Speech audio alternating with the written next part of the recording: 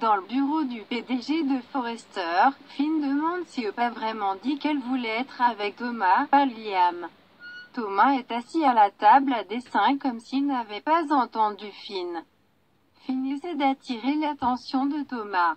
Thomas s'en échappe mais semble déconcerté. Finn demande si tout va bien. Thomas prétend qu'il a juste beaucoup en tête. Finn déclare que si quelque chose dérange Thomas, Finn veut aider, pas que la psychologie soit son domaine. Pour Finn, il semble que Thomas s'est éloigné. Thomas dit qu'il va bien et remercie Finn pour son inquiétude. Finn revient sur l'affirmation de Thomas à propos d'Hope et demande à nouveau si Hope a vraiment dit ce que Thomas a prétendu. D'après ce que Finn a vu de Hope et Liam, il semble être un couple marié et heureux. Thomas balbutie et semble confus, luttant pour expliquer que lui et Hope partagent la garde de Douglas et l'élèvent ensemble. Finn répond « D'accord, je comprends tout ça. Il veut juste savoir ce qui fait penser à Thomas que Hope donne à Thomas des signes qu'elle a des sentiments pour lui. » Dans son esprit, Thomas pense au moment où le mannequin a dit qu'elle préférait un homme comme Thomas, Monsieur Flip-Flop, Liam. Dans le silence de Thomas, Finn demande si Thomas va bien. Thomas se gratte la tête et devine qu'il est stressé. Il a beaucoup à faire et des choses qu'il doit faire pour Hope. Finn demande si Thomas se sent étourdi ou étourdi. Dans le silence de Thomas, Finn met en garde Thomas contre le surmenage lui-même. Thomas dit qu'il n'est pas malade ou quoi que ce soit. Il prétend qu'il n'a pas mangé et n'a pas dormi la nuit précédente. Il pense que tout ce qu'il a à faire est de manger et de boire de l'eau. Finn recommande à Thomas de prendre soin de lui. Thomas dit qu'il aime parler à Finn, cependant. Thomas a du travail à faire et, selon lui, Steffi est probablement déjà à la maison. Finn fait ses adieux à Thomas mais s'arrête à la porte pour observer Thomas, qui boit de l'eau et regarde intensément. Chez Steffi, Hope se tenait à la porte et dit au revoir à Liam, qui part dans sa voiture. Elle retourne dans le salon et dit à Steffi qu'il serait resté avec Ellie toute la journée s'il n'y avait pas eu sa rencontre. Hope et Steffi se sentent bénis de pouvoir fonctionner comme une famille et reconnaissent que la route a été longue et chaotique pour y arriver. Steffi et Hope se reconnaissent mutuellement pour avoir fait fonctionner leur famille et recomposer. Hope apprécie que Steffi ait laissé Hope prendre visite à Kelly sans que cela soit difficile. Steffi dit que Liam et Hope ont pris soin de Kelly, et Steffi lui en sera toujours reconnaissant. Hope remarque que Steffi semble aller très bien. Et Hope se demande si cela a quelque chose à voir avec un certain beau docteur. Hope dit que Steffi a fait beaucoup pour se remettre de l'accident. Steffi se souvient avoir beaucoup souffert à l'époque et, malheureusement, elle deviendrait accro aux pilules. Hope dit que cela peut arriver à n'importe qui, mais Steffi est allée très loin. De l'avis de Hope, cela ne faisait pas de mal d'avoir un médecin gentil et attentionné à la disposition de Steffi.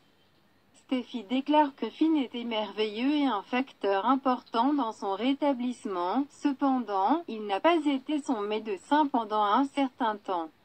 Hope déclare cependant que Finn et Steffi passent toujours du temps ensemble. Steffi l'affirme, et Hope sourit d'un air entendu. Hope dit que c'est agréable de voir Steffi heureux. Et elle soupçonne que Finn joue un rôle plus important dans la vie de Steffi, comme son petit ami. Steffi note que Liam est enfin d'accord avec sa rencontre avec Finn. Hope répond qu'il a fallu assez de temps à Liam, qui était trop protecteur. Steffi comprend. Steffi dit, c'est le père de Kelly, et puis, tout d'un coup, cet autre homme est sur la photo. Et nous passons tout ce temps ensemble. Hope pense que cela a d'abord mis Liam mal à l'aise, mais ensuite Liam a vu à quel point Steffi était heureux et à quel point Finn est génial avec Kelly.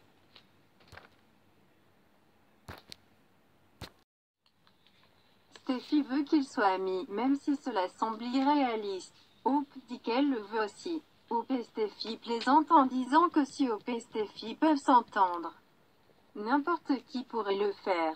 Steffi et Hope apprécient leur capacité à s'entendre en famille, mais Steffi note que Liam a toujours des problèmes avec Thomas. Hope pense que Liam en a le droit. Après tout ce que Thomas leur a fait subir. Steffi dit qu'il semblait que Thomas allait mieux. Il la surveillait même pendant qu'elle se remettait. Elle suppose que c'est différent parce qu'elle est sa sœur, et elle se demande comment il était avec Hope et s'il a fait quelque chose pour la mettre mal à l'aise. Haussant les épaules, Hope dit qu'elle ne voit pas Thomas à moins que ce ne soit au bureau et en ce qui concerne Douglas, mais à son avis, Thomas était professionnel.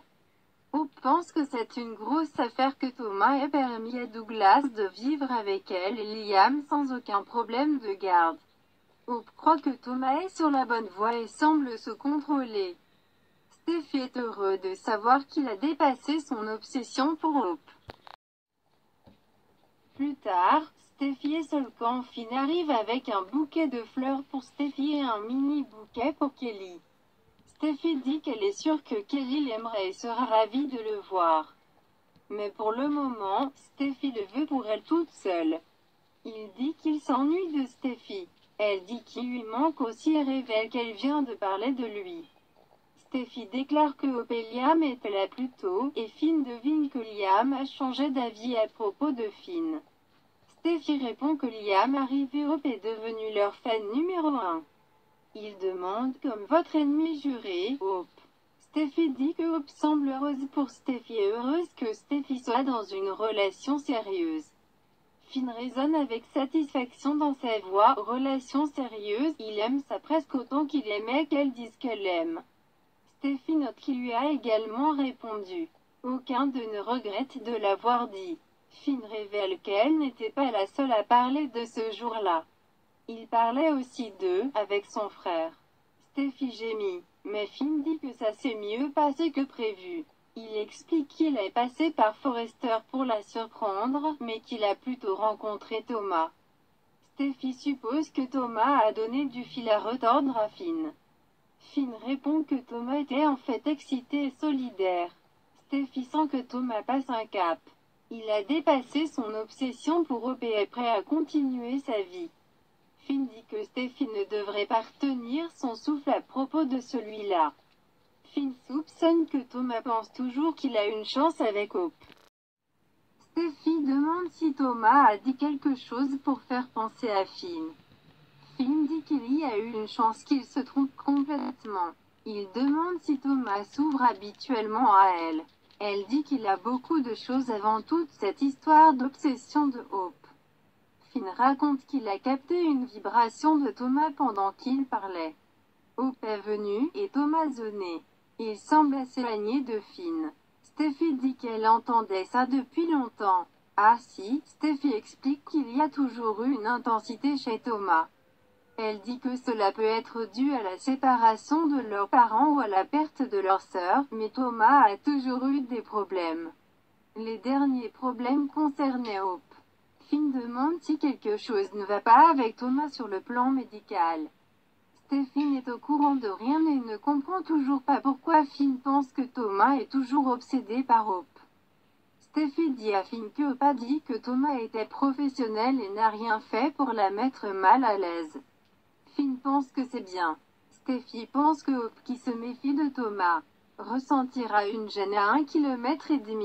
Steffi pense que si son frère veut être avec Hope, il n'acceptera pas de laisser Liam et Hope élever Douglas. Finn pense que c'est prometteur mais pense que Steffi devrait savoir quelque chose.